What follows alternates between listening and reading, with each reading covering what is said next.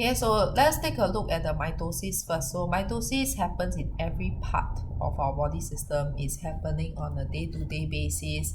When you are sleeping in the morning, when your skin cells shed and you have to replace the skin cells, that is mitosis. Okay, asexual reproduction of flowering plants is also mitosis. Bacteria is also mitosis. Okay, so mitosis in animals over here, you have got this entire cell cycle. So the bulk of the cell cycle is all the interphase component. So interphase, this whole bulk will consist of my G1 phase, S phase, and G2 phase. Subsequently, it then enters mitosis, which is extremely fast and rapid, and cytokinesis. Okay, so we have got this entire cell cycle, and what you can see is during this period of time, the major part that takes up the most amount of time of the cell cycle is actually the interphase, not mitosis. Mitosis, in fact, is extremely rapid. So once after cytokinesis, that means the breaking up. So you can see that over here, I have got two different cells. That means these are the two different daughter cells. So these two daughter cells have two options. Okay, they can undergo cell cycle arrest, meaning to say they no longer undergo the cell cycle. So why is this important? So imagine if you have got a cut and your cells are rapidly repairing the cut itself. So it can't go on repairing forever, right? So eventually these cells have to stop repairing.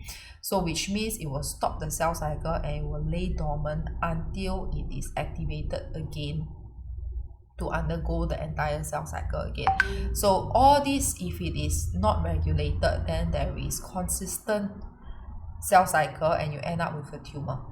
Okay, so assuming that there is still repair to undergo, it will then undergo the G1 phase first. So G1 phase, everything except the chromosomes are duplicated, because at the end of the day, the daughter cells must be 100% identical to the parent cell. So if the parent cell had 10 mitochondria, then the daughter cell must have 10 mitochondria. So everything must be duplicated to ensure that the daughter cells have exactly the same as the parent cell, and the parent cell does not miss anything at all. So after G1 phase, you can see that it is still single-stranded DNA or single-stranded chromosomes. Subsequently, these 46 chromosomes are then duplicated. Okay, so over here I got 46 chromosomes, 46 chromatids. So over here, once under duplication, I will have each of the 46 chromosomes will be duplicated. So which means I'm going to have 92 chromatids. And then subsequently, under G2 phase, you will then double check to see if there's any errors that needs to be repaired. If there are no errors, then yes, perfect, is then ready for mitosis. And at the end of mitosis, I have got two sets, 46 chromosomes, 46 chromatids, 46 chromosomes, and 46 chromatids. So when you look at PMET or mitosis itself, you will see that it actually, each phase prepares itself for the next phase. So before mitosis, it actually has started already. So all this is to prepare for mitosis. So once it enters mitosis, you can see that the chromatin will start to condense, nuclear envelope will start to disintegrate. Okay, so this disintegration of the nuclear envelope is important for the next phase.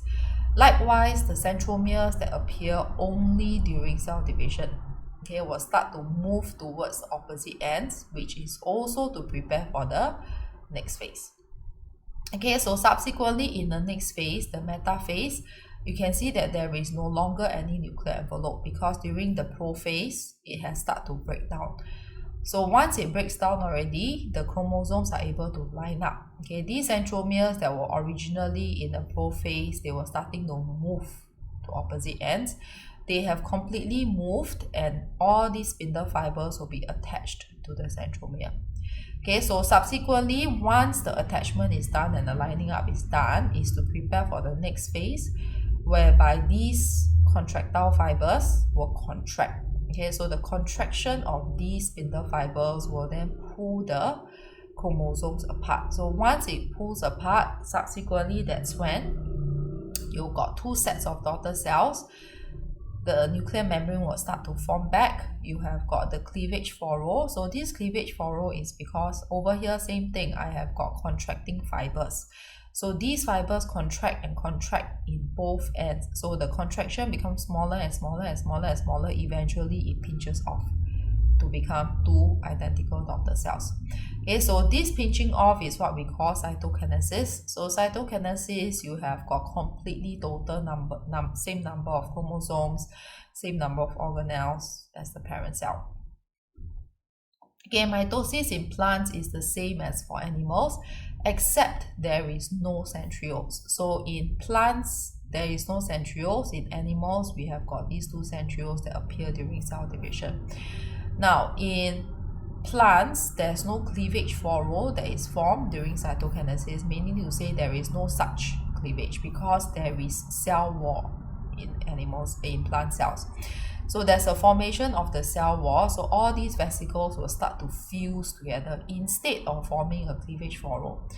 These vesicles will start to fuse together. So once it fuse together, you will have a new cell wall that is formed, and this new cell wall will eventually increase and increase and increase, and it will then cause two daughter cells to be formed.